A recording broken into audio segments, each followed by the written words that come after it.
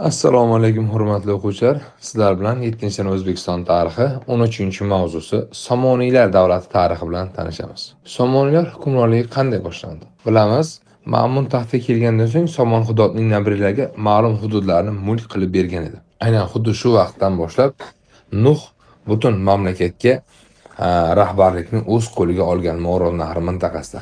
Nuh vafotidan so'ng esa Ahmad hokimiyatga boshchilik qila boshlaydi. Ahmad 865-yil vafot etadi va uning o'g'li Nasr Samarqandni markazga aylantiradi va Moron nahrini barcha viloyatlarni birlashtirib, Xorasonni ajratib olish choralarini ko'radi. 9-asr oxirgi choragida Somoniylar mustaqil davlatga aylanadi. Aynan buni Nasr o'z nomidan kumush dirhamlar chiqarganligi bilan ko'rishimiz mumkin. Ammo xuddi shunday vaqtda Nasrning ukasi Ismoil ham taxt uchun kurash boshlaydi. Aka-uka o'rtasida 888-yil taxt uchun kurash bo'ladi va Ismoilning qo'li baland keladi. Va hokimiyatga serg'ayrat, nihoyatda zukko hukmdor taxtga keladi. U butun mamlakatdagi noroziliklarni bartaraf qilib, 893-yilda esa Taros shahrida ko'chmanchilarga ham zarba berib, mamlakat mustaqilligini mustahkamlab oladi. Xuddi shunday vaziyatda Arab xalifasi Mutazid Safforiylar va Somoniylar o'rtasida muammo kelib chiqishini istadi va ularni zaiflashtirib, o'z hokimiyatiga sundirishga harakat qildi.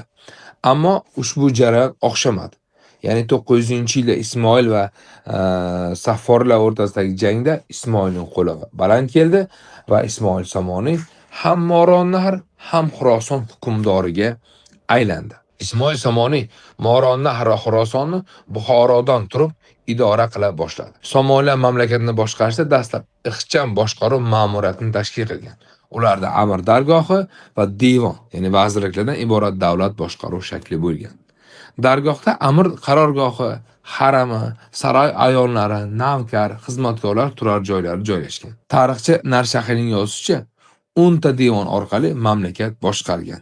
Vazir devoni esa bosh boshqaruv mahkamasi bo'lgan. Zamonlar o'tgandan so'ng taxtga kelgan Nasr 2 Registon maydonida, ya'ni Buxoro shahridagi Registon maydoni qarshisida mana shu devonlar uchun maxsus saroy qurdiradi. Saroyda, ya'ni devonda ishlash uchun ma'lum talablar bo'lgan.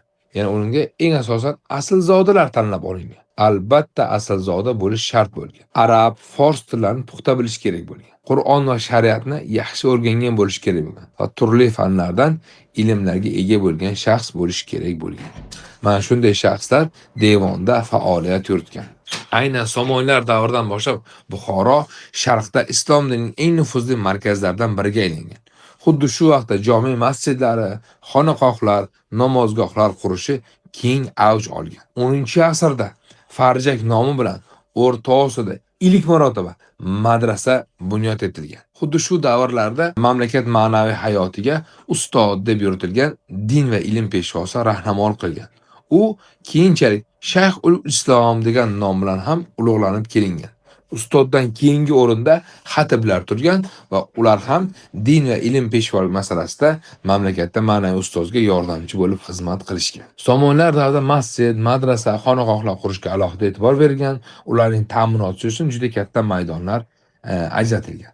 Ismoil Somoniy davrida mudofaa ishlariga alohida e'tibor qaratilgan va saroyda maxsus va muntazam sarbozlardan iborat qo'shin tashkil qilingan va uzoq va yaxshi xizmat qilgan shaxslarga hojib unvoni bergan. Hojiblar boshlig'i Hojib ul Hujob yoki Hojib ul Buzrug deb ulug'langan va Somoniylar saroydagi oliy unvonlardan biri bo'lgan. Bu Somoniylar davrdagi boshqaruv shakli va Somoniylar davrini tashkil topish haqida qisqacha fikrlar edi. Keyinlar Somoniylar davridagi maxsus ma'lumotlarga, ya'ni testda tushishi mumkin bo'lgan ma'lumotlarga bitta e'tibor qarataylik. Somoniylar davlati 865-999-yillar oralig'ida mavjud bo'lgan davlat bo'lgan. Unga asosan Moron nahr va Xuroson kirgan. Ammo ravnaq topgan vaqtda unga Shimoliy va Sharqiy Eron ham bo'ysungan. Ushbu davlat davrida ishlatilgan tarixiy atamalardan bir qanchasini eslab o'taylik. Madrasa, misol uchun, arabcha o'rganmoq ma'nosini anglatadi, musulmonlarning o'rta va oliy o'quv yurti vazifasini bajargan. Vazir, devonxona boshlig'i, bosh vazir ma'nosini anglatuvchi tarixiy atama. Ulamo, din olimlari shunday nom bilan ataladi. Hojib Bu harbiy unvon, Somoniylar davrida joriy qilingan harbiy unvon. Xonaqoh bu boshqa shaharlarga borgan, ko'chmanchi bo'lgan yoki darveshlar uchun yotib qolish uchun mumkin bo'lgan g'aribxona, musofirxona, xonaqoh deb e'tirof etiladi. Somoniylar davri haqida qisqacha ma'lumotlarimiz shulardan iborat. E'tiboringiz uchun rahmat.